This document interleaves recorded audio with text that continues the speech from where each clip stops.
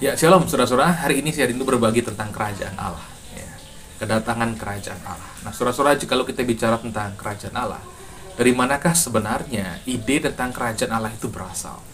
Nah, kerajaan Allah sebenarnya sesuatu yang nyata di dalam pewahyuan Alkitab. Pertama-tama dinyatakan bahwa Allah itu adalah Sang Pencipta langit dan bumi. Ketika Allah menciptakan segala sesuatu, Dia menciptakan dari yang tidak ada menjadi ada. Segala sesuatu berasal dari Dia.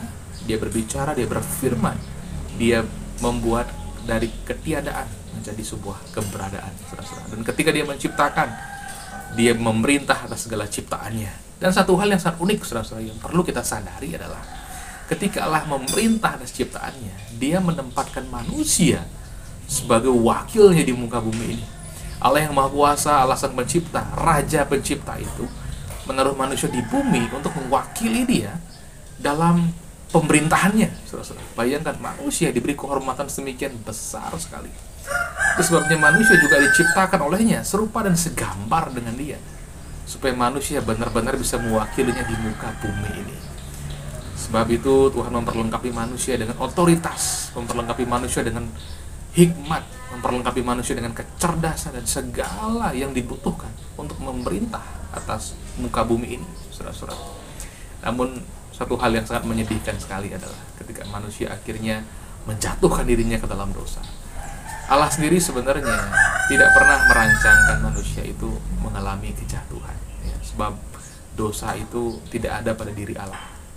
Dan rencana Allah pun juga rencana yang baik, tidak mengandung dosa, kejahatan, atau hal-hal yang cemar, saudara-saudara. Tapi manusia memilih pilihan yang sangat fatal sekali, menjatuhkan dirinya ke dalam dosa dan akhirnya membawa seluruh dunia, seluruh ciptaan jatuh bersama-sama dengan mereka.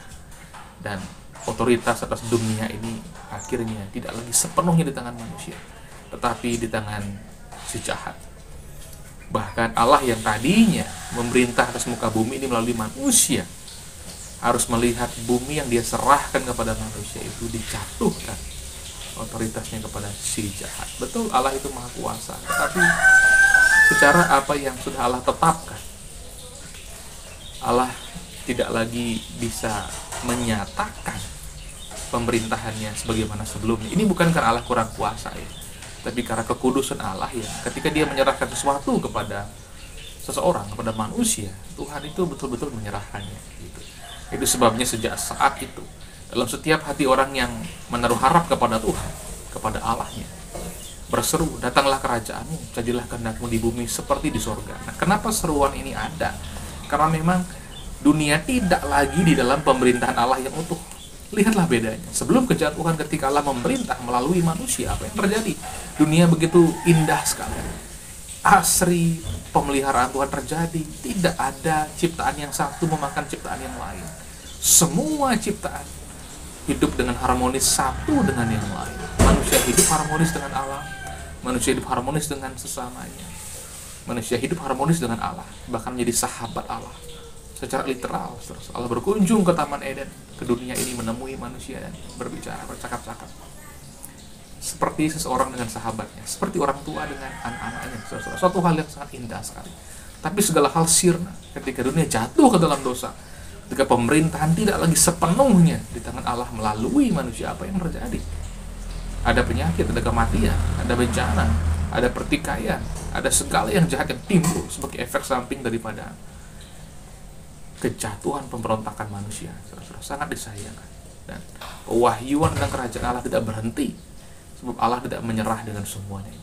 Dan kembali setelah waktunya tiba, Allah sendiri mengutus firman-Nya, firman Allah yang kekal datang ke dunia menjadi manusia. Dialah Yesus Kristus. Dan ketika Yesus Kristus datang, satu hal yang indah sekali, bahwa pembicaraan tentang kerajaan Allah mencapai puncaknya pada waktu itu. Umat Allah, umat Israel pada waktu itu berbicara dan mengharapkan Mesias segera datang pada zaman itu, saudara-saudara. Dan memang benar, Tuhan telah menaruh satu kesadaran secara intuisi dalam diri mereka untuk menyadari bahwa Sang Mesias ini sedang datang. Bahkan ketika Mesias sudah ada dalam dunia, saudara-saudara, intuisi itu tetap berjalan, saudara-saudara. Namun demikian sayangnya, fokus mereka yang salah kepada Tuhan membuat mereka melewatkan momen yang indah dan berharga dan besar ini, saudara.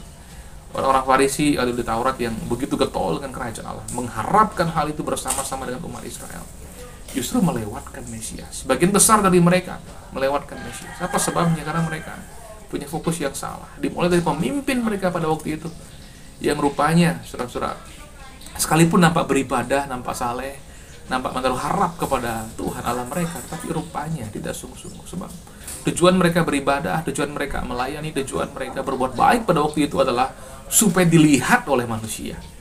Ini adalah suatu kesalahan yang sebenarnya fatal. Sedikit demi sedikit fokus mereka akan teralihkan menjadi benar-benar kepada manusia. Buktinya adalah ketika Sang Mesias datang, pengharapan mereka yang mereka tunggu-tunggu datang, kerajaan Allah datang melalui Mesias, mereka justru menjadi musuh utama dari Mesias.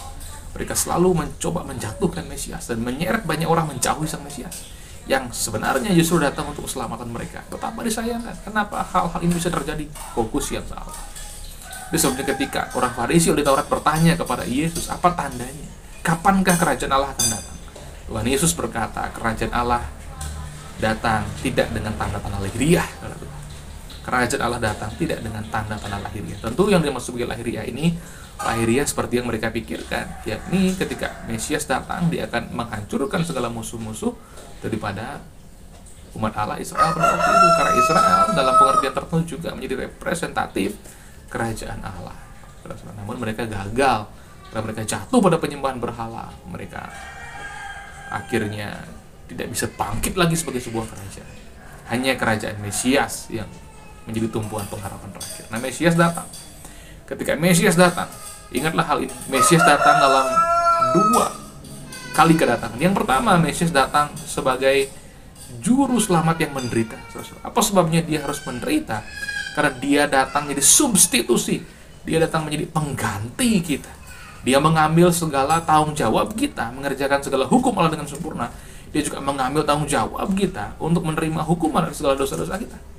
Itu sebabnya Mesias itu lahir di kandang domba. Kemudian dia hidup sebagai manusia takluk kepada hukum Allah yang harus dia genapi, selesaikan, saudara-saudara. Dan dia akhirnya menderita, dia dihukum. Sebab ketika dia dipukul, dihukum, sebenarnya setiap dosa kita dihukum pada tubuhnya, saudara. Itu yang dikerjakan oleh Mesias pada waktu itu. Kemudian dia harus mati, sebab upah dosa adalah maut. Dan karena dia kudus, dia hanya mati 3 hari dan bangkit kembali seperti yang dinubuatkan, yang nyata dalam kisah hidup Nabi Yunus, saudara-saudara. Ini yang terjadi. Dan Mesias bangkit dari antara orang mati, dan dia memberikan rohnya kepada setiap orang yang percaya, menerima dia sebagai Tuhan dan Juru Selamatnya. Sehingga dia berkata, kerajaan Allah ada di dalam diri kamu. Kerajaan Allah ada di dalam diri kamu. Nah, saudara-saudara, apa yang dimaksud hal itu? Yang dimaksud adalah rohnya yang kudus. Roh Kristus sendiri ada dalam diri kita. So, di mana ada roh Allah bertahta secara istimewa, di situ kerajaannya datang, saudara-saudara. Dan kerajaan Allah rupanya datang dengan permulaan yang seolah-olah nampak kecil, tapi tinggal bertahta di hati kita setiap orang percaya. Ini juga kabar baik sebenarnya. Setiap kita orang percaya dapat mengalami sorga dalam hati kita.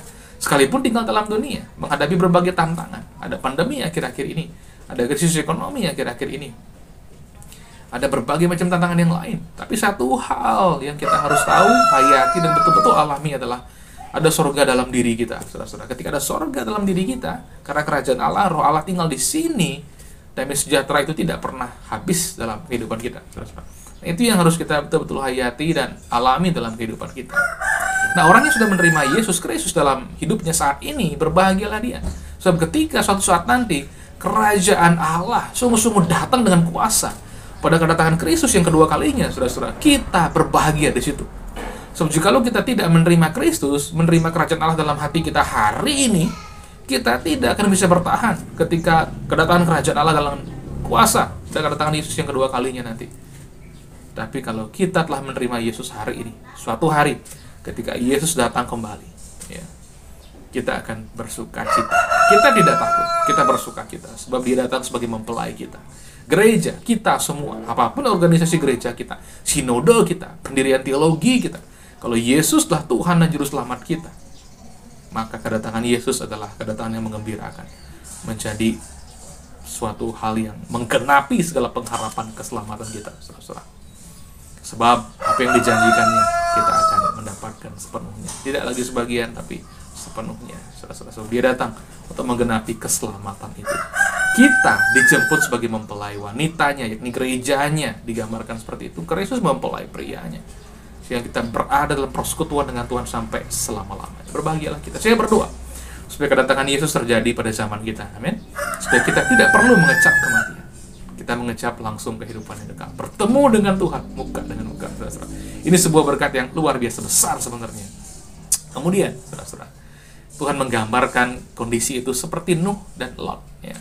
Pada zaman Nuh, orang-orang betul-betul bersekutu dengan kuasa-kuasa gelap. Manusia-manusia raksasa hadir di muka bumi ini karena persekutuan mereka yang begitu dalam dengan kuasa-kuasa gelap.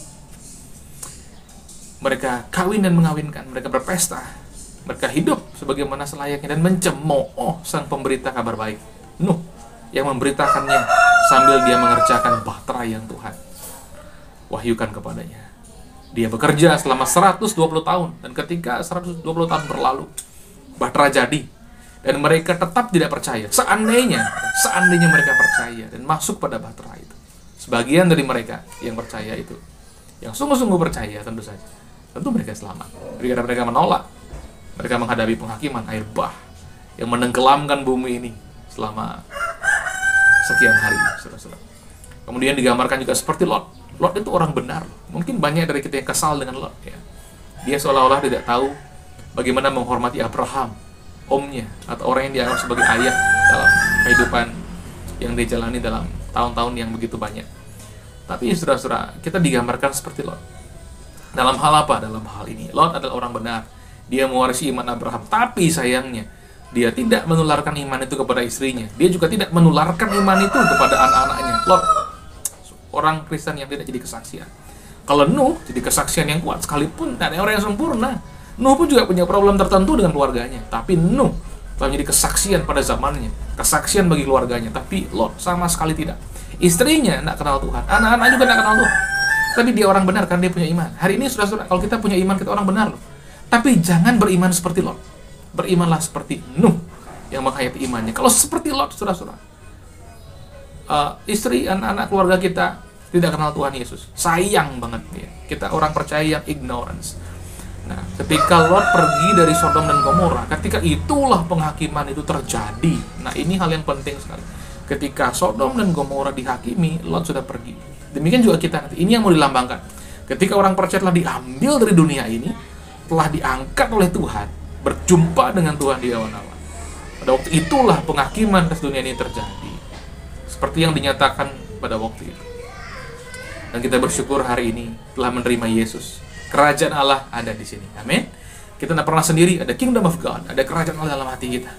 Ini adalah jaminan kita menikmati sorga, sekalipun masih di dunia yang penuh tantangan ini.